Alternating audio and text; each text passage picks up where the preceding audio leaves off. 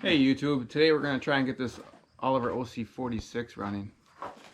It has been sitting here for a while, years. I don't know how many years, but we're going to try and get her going. Well, Dad, what's your plan on getting this thing running? Well, first we're going to put some fuel in it. I'll hold the funnel and you pour the fuel. Yeah, but I'm holding the camera. But don't you have a magnetic mount for that? Not on me. No, I guess we're shit out of luck today. I guess so. I can't do both. So this thing came with a boat gas tank, and when my dad bought it at the auction, he bought it in an auction and they just threw that in there because the original tank came with it, but it was too rusty on the inside. And I didn't get it switched back yet. So what's your plan on getting this thing out of here? You gonna start it with the battery? Nope. We're going to tow start it. Where is my gas cap? It's on it. Oh, it's even got the gauge, huh? What's that rusty? Oh my God, is that rusty? We gotta put that rusty thing in there? Well, I guess, but gotta get that original tank done, I guess. Yes, we do. Look what that ethanol does to stuff. You gonna put that in that new gas? So the seat cushion going back on. So the gas tank on this model is under the seat, and then this is a toolbox. And then the other side is the battery, holds the battery. And there's supposed to be a cushion on here, but it rotted off on both of them. Now why don't you want to start this with the battery? Because my battery's old and it's weak. I don't have time to run to town and get a new one. So we're gonna tow start it. And that way all the juice goes to the ignition instead of trying to start the engine Instead over. of trying and turn the starter over, yes. On an engine that hasn't run in years.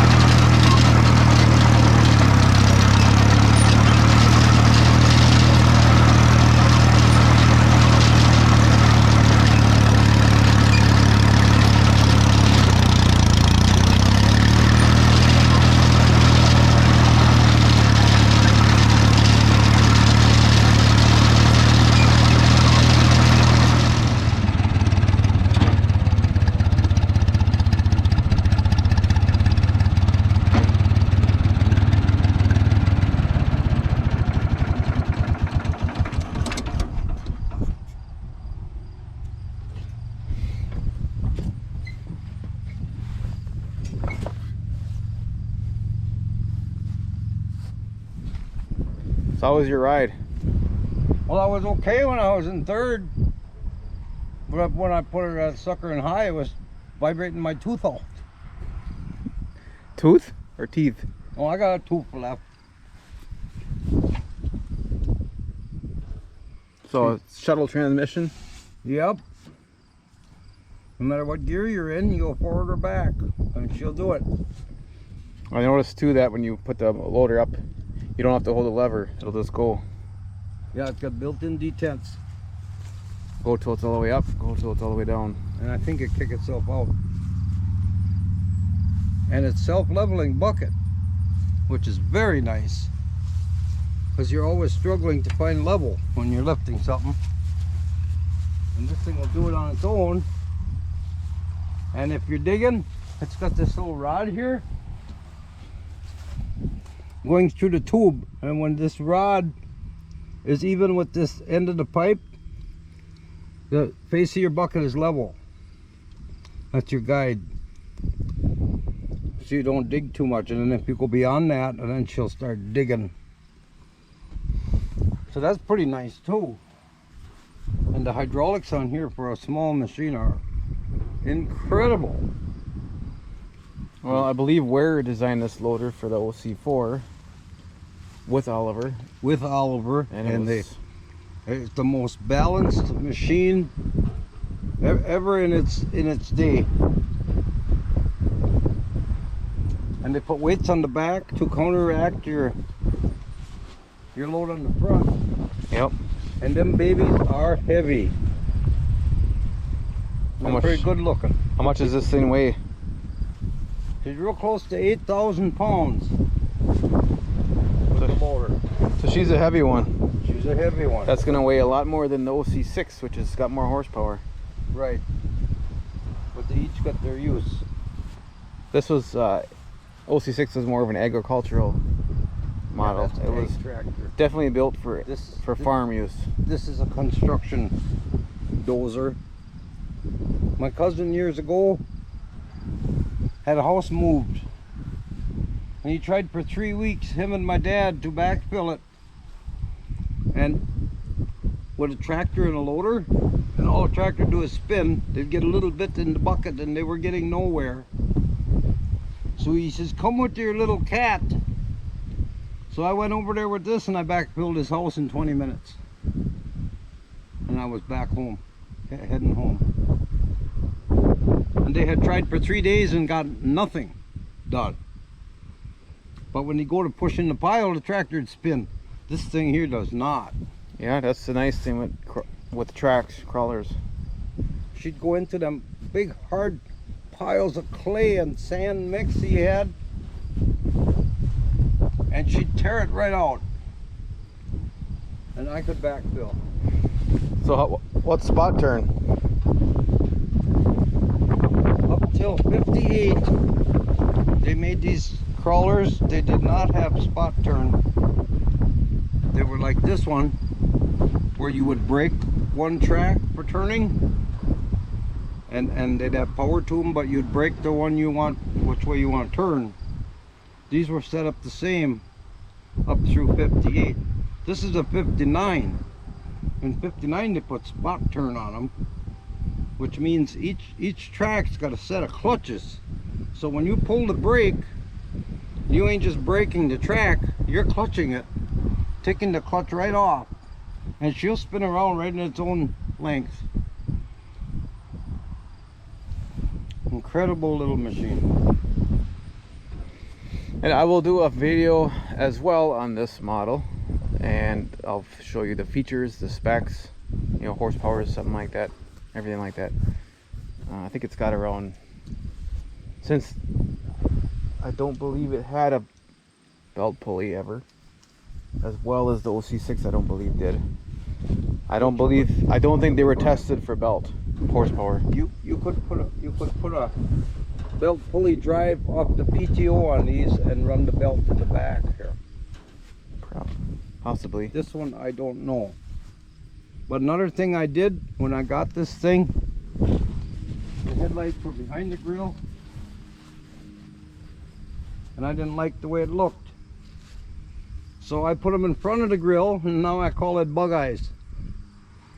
And if you see Definitely got bug eyes. the hydraulic pump turns right off the crankshaft Yep. and gives you all the hydraulic volume and pressure that you need.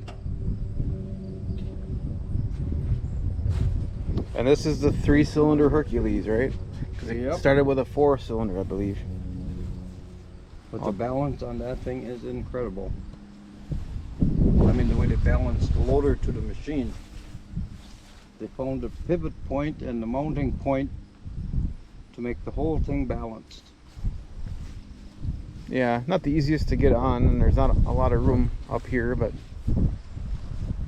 So you gotta not plan, really set up to be a camper either. you gotta plan your job so that when you get on, you can stay on until your job's done. So what we want to do here is both of these crawlers, they have these reservoirs for the oil for the rollers, and it's not grease, it's oil, gear lube. There's a little tiny valve like a greaser has in the end, and it forces that ball in, forces the oil in right in the center here. And then when you got enough in there, it starts coming out, and then you're good.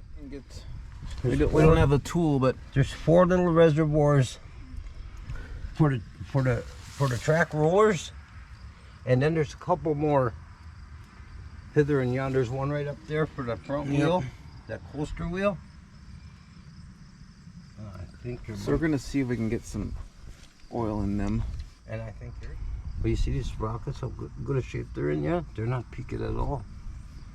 But I'll post a picture on the video here of what that gun looks like, that tool, and I think you can get it on Zimmerman Clee Track, and I think it was olivercrawlers.com, something like that. Yeah, I think they sell that oil pump. That'll fit on all them fittings. So if you got a crawler like this, I would suggest getting it. Because these little reservoirs got to have oil in to oil your rollers. Okay, so we took all of these little things out, the kind of like Zerks, but they're not. You're not supposed to actually put grease in them, but every one of these on both crawlers is full of grease. It actually takes a gear lube.